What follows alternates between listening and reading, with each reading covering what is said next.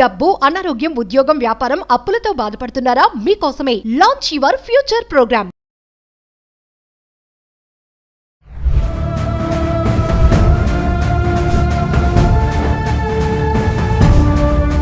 నమస్తే, welcome back to Suman TV. ప్రస్తుతం మనతో పాటు ఉన్నారు consumers affairs committee chairman Mandri Krishna Reddy గారు.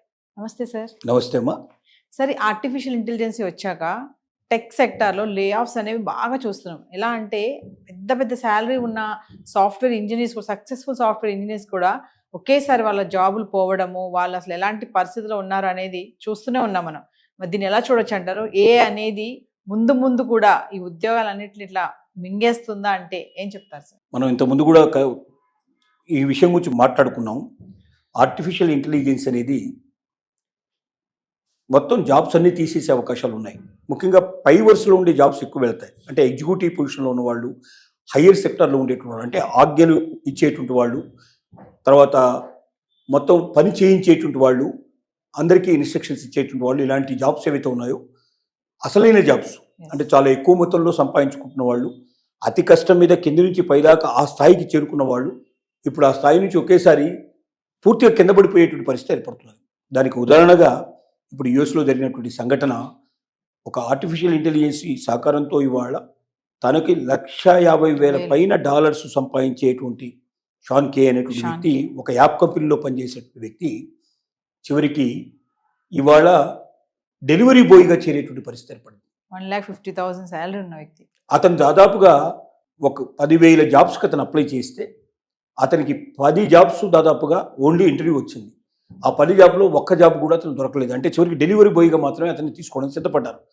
అంటే ఏమవుతుందంటే పై స్థాయిలో ఉండేటువంటి వ్యక్తులు ఇక అవసరం లేదు అనేది ఒక నిర్ధారణకు వచ్చే పరిస్థితి. అన్ని ఆర్టిఫిషియల్ ఇంటెలిజెన్సే ఇన్స్ట్రక్షన్స్ ఇవ్వడం మొదలు పెడుతుంది.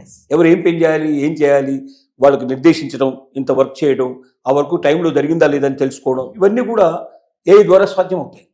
ఏవైనా కింద స్థాయిలో పనిచేసేటువంటి ఏదైనా వాళ్ళు ఒకదాన్ని అతుకు పెట్టడం కానీ, లేకపోతే ఒకదాన్ని మొత్తం కంపోజ్ చేయడం కానీ, ఒకదాన్ని సమకూర్చడం కానీ, కింది జరిగేటువంటి మామూలు జాబ్స్కు ఎక్కువ వర్తించకపోవచ్చు. కానీ పై స్థాయిలో ఉండేటువంటివన్నీ జాబ్స్, ఎగ్జిక్యూటివ్ జాబ్స్ అన్నిటి కూడా ఆర్టిఫిషియల్ ఇంటెలిజెన్స్ ద్వారా జరుగుతుంది.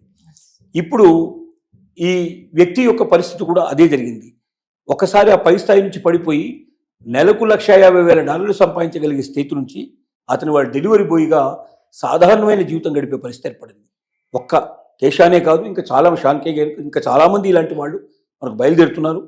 ముఖ్యంగా టెక్ కంపెనీస్లో పనిచేసే వాళ్ళంతా కూడా మనకు చూస్తే చాలా మైక్రోసాఫ్ట్లో ఇవాళ పరిస్థితి అదే.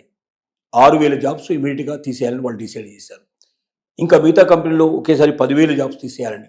అంటే ఇలాగా వేల కొద్ది జాబ్స్ తొలగించుకుంటూ వస్తే చిట్ట చివరికి మిగిలే వాళ్ళు 10 to 20%, మ్యాక్సిమం 30% మిగులుతారు తప్ప అంతకన్నా మిగలరు. అంటే అందుకే మనం ప్రతి వ్యక్తి జాగ్రత్త పడాల్సిన అవసరం ఉంది.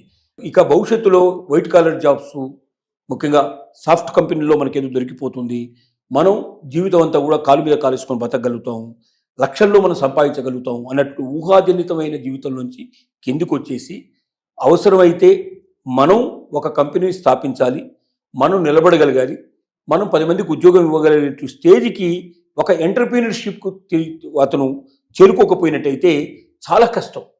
ఇంకా ఆర్టిఫిషియల్ ఇంటెలిజెన్స్ ఇంకా పూర్తిగా వేళ్ళూనుకోలేదు, ఇంకా 100% దాంట్లో కావాల్సిన అచీవ్మెంట్స్ అన్ని చేయలేదు. మొత్తం చేయడం ప్రారంభ దశలోనే ఇలా ఉంది పరిస్థితి. అంటే ఆ దశ పెరిగి వాళ్ళు బాగా వేళ్ళూనుకొని దాంట్లో ఆర్టిఫిషియల్ ఇంటెలిజెన్స్ లోపల మొత్తం ప్రపంచవ్యాప్తంగా దానికి కావాల్సినటువంటి అన్ని నిర్మించబడితే లక్షల కోట్ల జాబ్స్ ఎగిరిపోయే అవకాశాలు ఉన్నాయి. అందరూ కూడా రోడ్డు మీద పడే పరిస్థితి ఏర్పడుతుంది. కాబట్టి ఎట్టి పరిస్థితుల్లో ప్రతి జాబ్ హోల్డరు, భవిష్యత్తులో జాబ్ కావాలనుకునే వాళ్ళు 1కి 100 సార్లు ఆలోచించుకొని జీవితాన్ని ఇప్పటి నుంచే నిర్మించుకోవడం మొదలు పెడితే తప్ప ఒకేసారి ప్రమాదం వస్తే అక్కడ షాన్ కే ఎలాగైతే ఒక గొప్ప ఎగ్జిక్యూటివ్ పొజిషన్లో ఉండి అతను $150,000 నెలకు సంపాదించగలిగే స్టేజ్ నుంచి చివరికి డెలివరీ బాయ్గా ఒక వేల మీద లెక్కబడినటువంటి డాలర్స్కి పనిచేసేటువంటి స్థితికి అతను చేరుకున్నాడు. అంటే AI వల్ల సార్ ఐటీ సెక్టర్ అంతా కూడా పడిపోతుందని అంటారా? ముందు భవిష్యత్తులో ఎలా ఉంటుందంటారు? డెఫినెట్గా భవిష్యత్తు ఇంకా భయంకరంగా ఉంటుంది. ఇంకా ఆర్టిఫిషియల్ ఇంటెలిజెన్స్ ఇంకా అసలు వేళ్ళూనుకోలే, ఇప్పుడిప్పుడే ప్రారంభ దశలో ఉంది. ప్రారంభ దశ దెబ్బకే 10,000 జాబ్స్, 6,000 జాబ్స్, 10,000 జాబ్స్ ఇలా ఎగిరిపోతున్నాయంటే ఇంకా భవిష్యత్తులో అసలు 10,000 మంది మిగులుతారా లేదా కంపెనీలో అనేట్లు భయం మనం ప్రారంభిస్తుంది. అలాంటి స్థితికి వస్తుంది.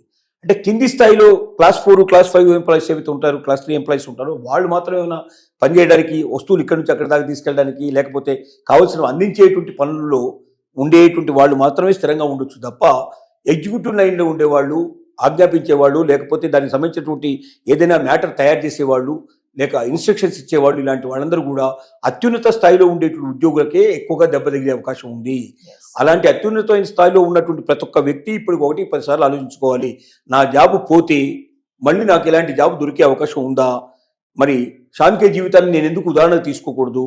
నా బ్రతుకు కూడా ఇలా అయితే ఎలాగా అని ఇప్పటి నుంచి జాగ్రత్త పడకపోతే తీరా సడన్గా మీద పడితే ఆ రోజున అతను రక్షించడం చాలా కష్టం. ప్రతి ఒక్క వ్యక్తి దీన్ని ఆధారంగా చేసుకొని నా జీవితం భవిష్యత్తు లోపల టెక్ కంపెనీల మీద కానీ, సాఫ్ట్వేర్ మీద కానీ నేను ఆధారపడితే నేను బతకలేను. ఖచ్చితంగా నాకు ఇంకా ఏదైనా ఒక ఆల్టర్నేటివ్ వెతుక్కోవాల్సిందే. ఇప్పటి నుంచే నేను జాగ్రత్త పడాలి అనే పరిస్థితికి రావాల్సిన అవసరం ఖచ్చితంగా ఉంది. Thank you.